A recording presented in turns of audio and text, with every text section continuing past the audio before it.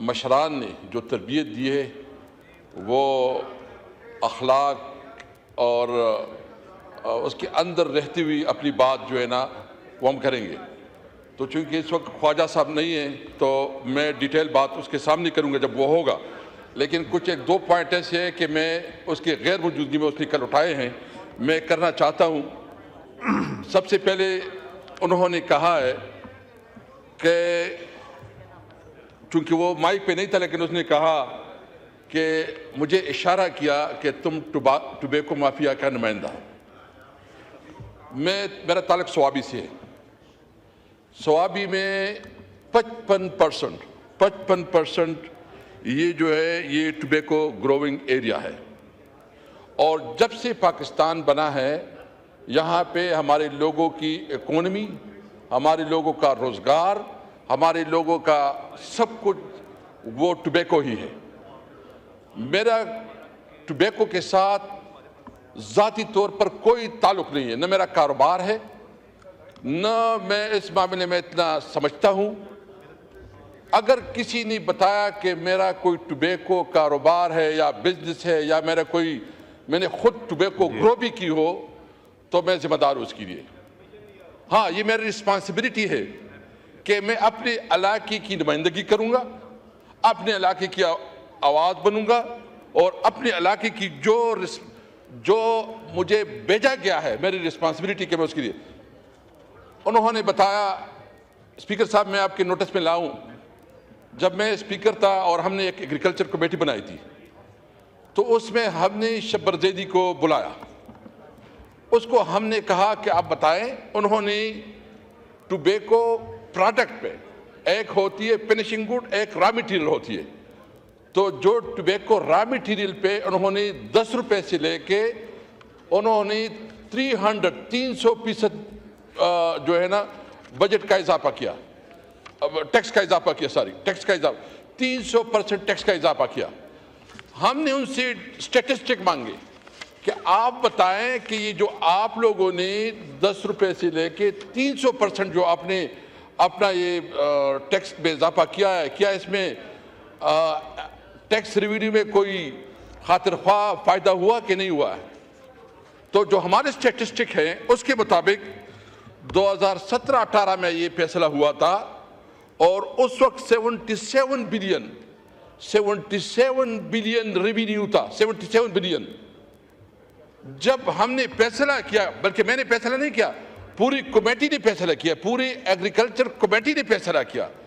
تمام agriculture committee کے فیصلے کے بعد جو ہم نے 300 سے لے کے ہم نے وہ 10 روپے کروایا، تو اس کی جو آمدن تھی وہ 77 بلین سے بڑھ کر 134 بلین تک پہنچ گئی. یہ ایف بی آر کی سٹیٹسٹک ہے.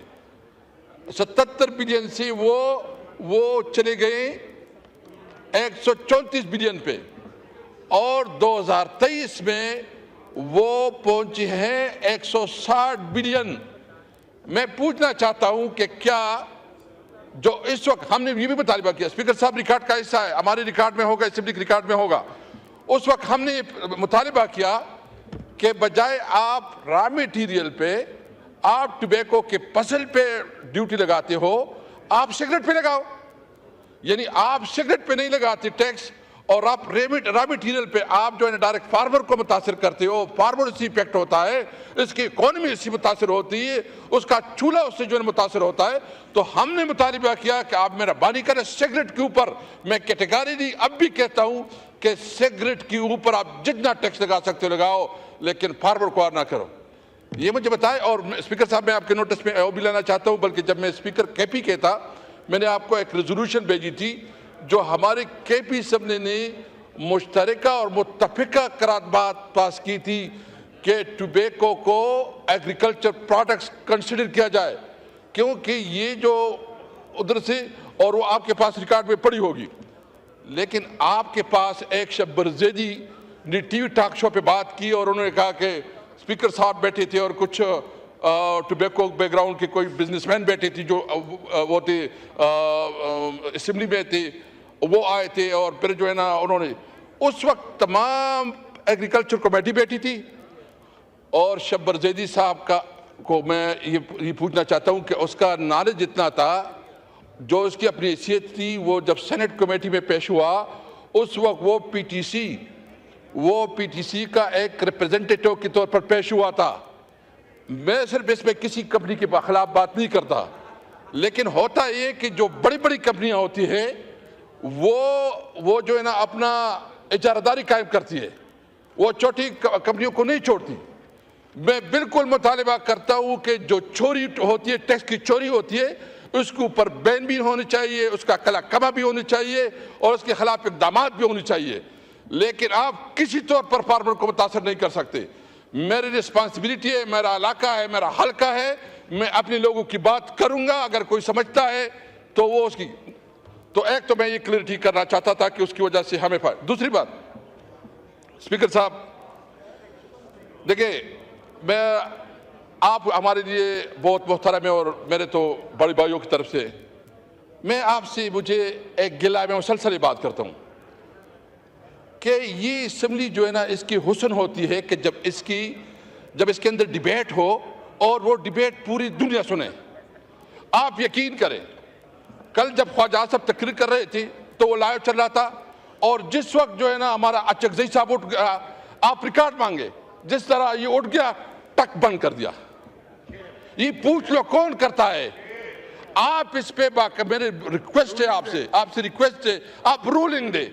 دیکھیں، اگر کوئی غلط بات کرے گا، کوئی نامناسب لفظ بولے گا تو اس کی اپنی شخصیت اس سے مسح ہوگی۔ میں تو اپنی بدترین دشمن کے ساتھ بھی بد زبانی نہیں کر سکتا۔ میرے بزرگوں نے جو مجھے تربیت دی ہے، لیکن ایک بات بالکل کلیئر آواز ہے، خدا کی قسم اللہ کے علاوہ کسی کی پرواہ نہیں ہے، نہ کسی کی۔ اگر کوئی کہتا ہے کہ میں کسی کی پرواہ کروں گا، نہیں۔ ہاں، میں جب اس چیئر پہ تھا تو میں نے سب کی رسپیکٹ کی، سب کی خاطر کی اور سب کو ساتھی کیا۔ تو میری آپ سے ریکویسٹ یہ ہے کہ آپ مہربانی فرمائیں۔ مجھے پتا ہے کہ وہ منظور اور نہ منظور لگاتا، جو ادھر بیٹھے ہوتے ہیں بن کر اچھے صاحب بول رہے ہیں، خدا رسول کے واسطے اس طرح نہ کرو۔ اپوزیشن سے جو بھی بولتا ہے اس کو جو بند کیا جاتا ہے۔ میں آپ سے مطالبہ کرتا ہوں یہ کرے۔ دو باتیں اور کرنا چاہتا ہوں ایجنڈے کے علاوہ، اسپیکر صاحب۔ ایک اس وقت جو ہے ہمارے فاٹا کے خیبر میں اور وزیرستان میں دھرنے بیٹھے ہیں، اور دھرنے اس لیے بیٹھے ہیں کہ حکومت نے اس کے ساتھ کمٹمنٹ کی تھی کہ جب آپریشن ہو رہے تھے تو اس وقت جب اس کی ریپلیسمنٹ ہوئی، جو اس کی تباہ کاریاں ہوئی، جو اس کی نقصانات ہوئی، اس کے بارے میں ان کی باقاعدہ کمٹمنٹ ہے کہ ہم آپ کو پیمنٹ کریں گے۔ آج تک 1 روپیہ 1 پیسہ نہیں دیا گیا۔ میری آپ سے التماس یہ ہے کہ آپ ایک اسپیشل کمیٹی بنائیں، چند لوگوں کی جو ادھر فاٹا کے جو متعلقہ نمائندے اس کو بھی اس میں رکھیں، تاکہ 1 منٹ آپ سائٹ پہ ہو جائیں، سائٹ پہ ہو جاؤ۔ ایک مہربانی کرے کہ ایک کمیٹی بنائے تاکہ فیسیلیٹیٹ کرے کہ یہ جو فاٹا کے لوگوں کی جائز حقوق ہے، جو حکومت نے مانے اس کے ساتھ جو کمٹمنٹ کیے، اس کے باوجود وہ پیمنٹ نہیں ہو رہی۔ کیوں نہیں ہو رہی؟ اگر صوبائی حکومت نہیں کر رہی یا وفاقی حکومت نہیں کر رہی تو ایک تو مہربانی۔ دوسری، میری اختر مینگل صاحب بھی تشریف فرما ہے اور وہ بات بھی کریں گے۔ جو بلوچستان میں ہوا، مجھے افسوس اس بات پہ ہے کہ بلوچستان میں اتنی زیادہ سیریس واقعات ہوئی، اتنی زیادہ جو ہے نا یعنی ہمارے فوجی مرے، ہمیں اس پہ افسوس ہے۔ اگر پنجاب کے مزدور مرے، ہمیں اس پہ افسوس ہے، ہم اس کی مذمت کرتے ہیں۔ لیکن بلوچستان میں جس طرح حکومت ہو رہی ہے اور جس طرح بلوچستان میں رویہ رکھا جا رہا ہے، یعنی اس دن بات ہوئی، کوئی حکومت کی طرف سے کوئی نمائندہ نہیں بولا۔ یہ اس کی رسپانسبلٹی تھی کہ وہ آئے، قوم کے سامنے رکھے کہ وہ اس بلوچستان میں کیا پالیسی اپنائے ہوئے ہیں۔ بلوچستان میں سینٹ میں انہوں نے ڈیبیٹ کی، اسپیکر صاحب، نیشنل اسمبلی میں نہیں ہوئی، سب سے بڑا ہاؤس یہ ہے، اس ہاؤس میں بات ہونا چاہیے۔ میرا مطالبہ یہ ہے کہ اختر مینگل صاحب آج ہیں، انہوں نے ریکویسٹ بھی کی ہے، آپ اس کو بات بھی کرنے دیں گے۔ آپ حکومت کی پالیسی واضح کرے کہ بلوچستان کو کیسے ہینڈل کر رہے ہیں۔ ان کے ہاتھ سے بلوچستان نکلا جا رہا ہے۔